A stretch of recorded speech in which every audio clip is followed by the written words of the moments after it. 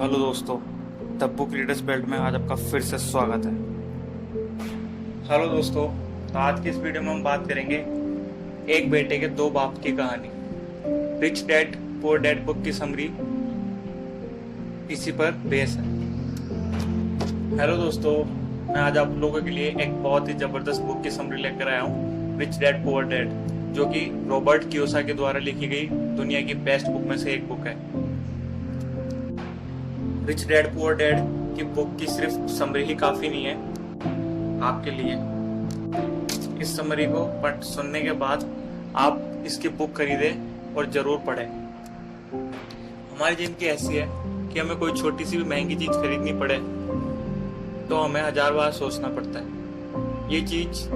ये पैसों की प्रॉब्लम हमको स्कूल में कभी नहीं बताई जाती। इसलिए आपको इस powerful book rich dad poor dad को पढ़ना है ताकि हमारे पैसों की जो बेसिक नीड है उसको पूरा कर सके। तो आइए दोस्तों, जानते हैं कि रॉबर्ट कियोसाकी ने इस बुक में क्या बताया। रॉबर्ट कियोसाकी जो कि इस बुक के लेखक है, उनके दो पिता थे। उनके एक पिता जो पढ़े लिखे पीएचडी होल्डर थे, मगर जिनकी भर गरीबी रहे और गरीबी मरे, इसलिए रॉबर्ट उन्हें पुअर डैड कहते हैं। वहीं उनके दूसरे पिता जो कि पढ़े लिखे नहीं थे मगर काफी अमीर थे, उन्हें रॉबर्ट रिच डैड बुलाते थे। अब आप लोगों के भी ये दिमाग में आ रहा होगा कि किसी भी एक इंसान के एक ही वक्त पे दो पिता कैसे हो सकते हैं। तो आइए जानते हैं इस बारे में। उनके जो गरीब पिता थे, उनका एक ही सपना था कि रॉबर्ट खूब मेहनत करे, पढ़ाई करे और उसके बाद कोई बड़ी सी कंपनी में उसको जॉब मिल जाए, उससे उसका भविष्य फ्यूचर उसका सिक्योर हो जाए। मगर रॉबर्ट के दूसरे पिता जो अमीर थे, वे दरअसल रॉबर्ट के दोस्त माइक के पिता थे। वे जो रिच डैड थे वो रॉबर्ट के माइक एक फ्रेंड था उनका, उनके पिता थे। तो वो उनको भी अपने पिता ही समझता था। तो उनको भी वो हमेशा अपने फादर ही बोलता था, क्योंकि फ्रेंड के दोस्त को पापा को आप भी शायद पापा ही बोलते हो। और वो रिच डैड चाहते थे कि रॉबर्ट अपनी जिंदगी में कुछ चैलेंज ले, क्योंकि सारे सबक सिर्फ स्कूल में ही नहीं सिखाए जाते हैं। सीखे जाते। कुछ सबक ऐसे होते हैं जिन्हें इंसान अपनी जिंदगी के तजुर्बों से सीखता है। स्कूली पढ़ाई सिर्फ अच्छे ग्रेड्स दिला सकती है हमें, मगर हमारी जिंदगी में हम मेहनत करके बहुत कुछ सीख सकते हैं। बेशक पढ़ाई लिखाई की एक अपनी इम्पोर्टेंस है, अपनी अहमियत है, लेकिन पढ़ाई के भरोसे बैठकर तो हम सब कुछ छोड़ नहीं सकते ना। इसलिए सब कुछ हासिल करना है तो हमें मेहनत तो करनी ही पड़ेगी। तो आइए जानते हैं कि जो रॉबर्ट के रिच डैड थे और जो पुअर डैड थे, दोनों की थिंकिंग में क्या डिफरेंस था।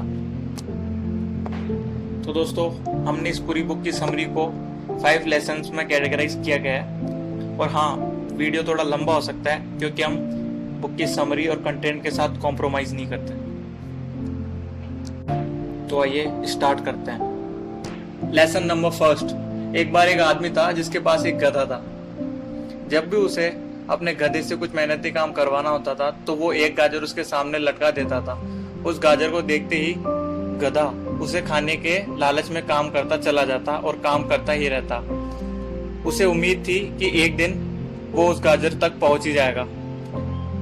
अब ये उस आदमी के लिए तो एक अच्छी तरकीब बन गई, ठीक है, कि वो हार्डवर्क करता जाता गाजर के लिए गधा, और उस आदमी के लिए अच्छी तरकीब बन गई ताकि वो उस गाजर को खा भी नहीं पाता और वो हार्डवर्क भी उसका कंप्लीट होता।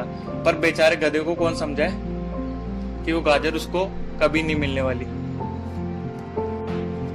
बहुत से लोग उस गधे की तरह होते हैं, वह मेहनत पर मेहनत किए चले जाते हैं उस उम्मीद में कि एक दिन वह अमीर बन जाएंगे, मगर पैसा उनके लिए महज एक सपना बन के रह जाता है। इस सपने के पीछे भागने से आप तब तक नहीं पहुंच सकते।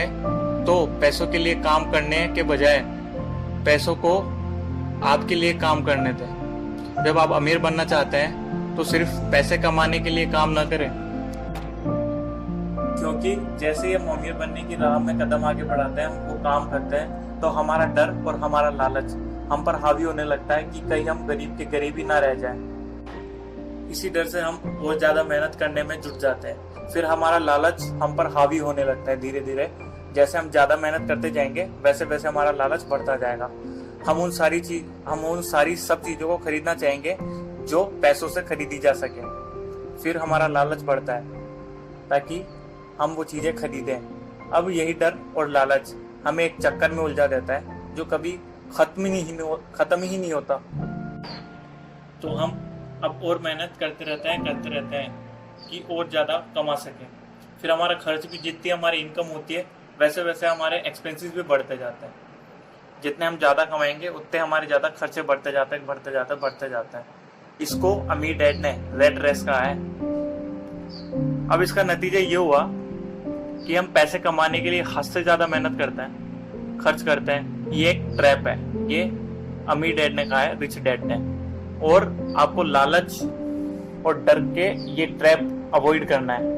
मतलब जो आपका लालच है और ये जो डर है इसको बिल्कुल अवॉइड करना है। और अवॉइड क्यों करना है? क्योंकि हम में से अधिकतर लोग जो अमीर बनना चाहते हैं वो इसी ट्रैप का शिकार हो जाते हैं और बन ही नहीं पाते।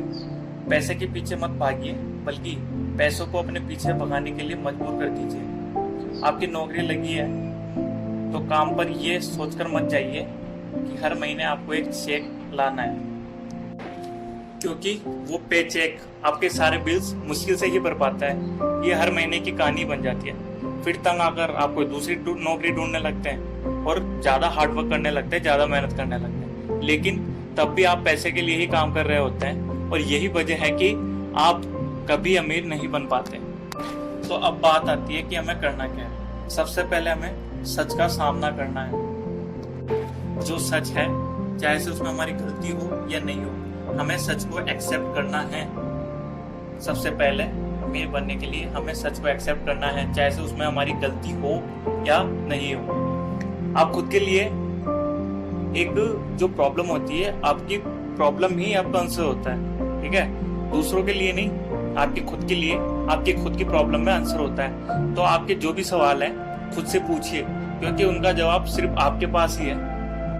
तो एक बार शांति से बैठिए ठंडे मन से और सोचिए कि आप काम कर किस लिए रहे हैं। क्या आपकी जिंदगी की सिक्योरिटी के लिए आप काम कर रहे हैं? एक ऐसी नौकरी जहां से आपको निकाले जाने का कोई डर नहीं हो, या फिर आप 2 पैसे कमाने के लिए काम करते हैं और आपको लगता है कि आप इस तरह से एक दिन अमीर हो जाएंगे? क्या बस यही आपको सेटिस्फाई करने के लिए काफी है? अगर आपका जवाब हाँ है तो मुझे आपकी सोच पर अफसोस है, क्योंकि आपने जो अमीर बनने का सपना देखा है वो कभी पूरा नहीं होने वाला। आप हमेशा गरीबी में ही जिएंगे। लेकिन अगर आपका जवाब ना है तो आपका पहला कदम ये होगा कि सबसे पहले आप अपने मन से डर हटा दीजिए, क्योंकि ज्यादा पैसे ना कमा पाने का डर और लालच, ये दोनों ही हमको बगैर सोचे समझे काम करने के लिए मजबूर करते हैं। और हमारा यही कदम हमें नाकामयाबी की ओर धकेलता है। अगर हम पैसों में और लालच में आकर कोई भी काम नहीं करेंगे तो ये हमारे लिए बेस्ट रहेगा, क्योंकि ये हमें नाकामयाबी की तरफ धकेलेगा। बेशक हम सब अंदर से चाहते हैं, हमारी अंदर से फीलिंग्स होती है कि हम कुछ ना कुछ हमने चाहते हैं, मतलब ये मेरे पास होना चाहिए, वो मेरे पास होना चाहिए, ऐसा ये होना चाहिए। लेकिन उन्हें जो भी आपकी जो फीलिंग्स है, जो भी आपकी डिमांड है, उनको अपने ऊपर इतना हावी ना होने दें कि हम बस उनमें ही उलझ कर रह जाएं। बेहतर होगा कि जो भी करें पहले उसके बारे में खूब सोच ले, हमेशा दिल से नहीं बल्कि दिमाग का भी काम में ले। हर सुबह अपने आप से पूछिए, क्या आप उतना काम कर पा रहे हैं जितना कि आपको करना चाहिए? क्या आप अपनी पूरी पोटेंशियल का यूज कर रहे हैं जितनी आप में है? आम लोगों की तरह सोचना छोड़ दीजिए। काम सिर्फ और सिर्फ पैसों के लिए मत करिए मेरे भाई, पैसों के लिए काम मत करिए। काम को ऐसे करो कि वो खुद ब खुद आपको पैसा दे। और सुनो, ये सोचना छोड़ दीजिए कि मेरा बॉस मुझे सैलरी कम देता है, मुझे इससे ज्यादा काम करना पड़ रहा है और कम सैलरी मिल रही है, मैं इससे ज्यादा काम करता हूँ। ये सब छोड़ दीजिए, भूल जाइए। याद रखिए, आपकी परेशानी के लिए सिर्फ आप और आप ही जिम्मेदार हैं। आपका बॉस आपकी सैलरी नहीं बढ़ाता तो उसे इल्जाम मत दीजिए। टैक्स को इल्जाम मत दीजिए। जब आप खुद की समस्याओं की जिम्मेदारी लेते हैं तब आप उसका हल खुद ही निकाल लेंगे। यही वो पहला सबक है जो अमीर डैड ने रॉबर्ट को सिखाया। इस सबक का एक पार्ट ये भी है कि अमीर डैड उन्हें एक कन्वीनियंस स्टोर पर काम पर लगा देता है, जहाँ पर लोगों को कन्विंस करना होता है कि ये प्रोडक्ट आप खरीदिए, और उसका उन्हें रॉबर्ट को जो कोई सैलरी नहीं मिलती थी उस पैसे की। इसका फायदा रॉबर्ट को ये हुआ कि वो दिल से काम करते थे। इस दौरान उनके जो माइंड में कई थॉट्स आते थे जो कि वो अपने अंदर इम्प्रूवमेंट कर सके। पैसों को पीछे रखने के लिए उनके माइंड में एक थॉट आया, एक आइडिया आया, पैसों को पीछे कैसे भगाया जाए। इस बारे में उन्हें कोई विचार मिले। उन्होंने देखा कि उस स्टोर पर जहाँ पर वो कन्वीनियंस का काम कर रहे थे वहां पर एक क्लर्क कॉमिक्स बुक के फ्रंट पेज को 2 हिस्सों में फाड़ देती थी। ठीक है, आधा हिस्सा वो रख लेती थी और आधा हिस्सा फेंक देती थी। देर शाम स्टोर पे एक डिस्ट्रीब्यूटर आया करता था जो कि बुक्स डिस्ट्रीब्यूटर था। वो कॉमिक्स बुक के ऊपरी आधे हिस्से को क्रेडिट के लिए लेता और बदले में नई कॉमिक्स बुक दे जाया करता। और एक दिन उन्होंने, जो वो डिस्ट्रीब्यूटर था, उन्होंने उससे मजाक में पूछा कि क्या वो पुरानी बुक्स ले सकते हैं। वो इस शर्त पर मान गया। जो डिस्ट्रीब्यूटर था वो उनकी उस रॉबर्ट की जो शर्त थी, जो भी उन्होंने बात कही थी कि वो पुरानी बुक्स के लिए मान जाएंगे, तो वो डिस्ट्रीब्यूटर था जो मान जाता है पुरानी कॉमिक्स बुक लेने के लिए। वो कहता है कि वो उसे बेचेंगे नहीं। ये उनके दिमाग में एक बिजनेस का नया आइडिया था। उन्होंने वे पुरानी कॉमिक्स बुक्स अपने दोस्तों को, बाकी बच्चों को पढ़ने के लिए किराए पर देना शुरू कर दी। बदले में वह हर किताब पर 10 रुपए सेट लेते थे। तो असल मायने में देखें तो रॉबर्ट ने उन बुक्स को बेचा नहीं था। उन्हें उस गैराज पर भी काम नहीं करना पड़ा जहां से वो कॉमिक्स किराए पर देते थे। उन्होंने माइक की जो बहन थी ना, जो उसका फ्रेंड, रॉबर्ट के जो फ्रेंड थे, उनकी सिस्टर को, उसकी जो बहन थी माइक की, उसको काम पर लगा दिया। जो वो बुक्स वाला काम था उस पर लगा दिया और उनको $1 देते थे पूरे वीक का। ठीक है, और एक ही हफ्ते में रॉबर्ट ने $9.5 कमाए। इस तरह से उन्होंने सीखा कि पैसों को खुद के लिए काम करने दो, ना कि पैसों के लिए काम करो।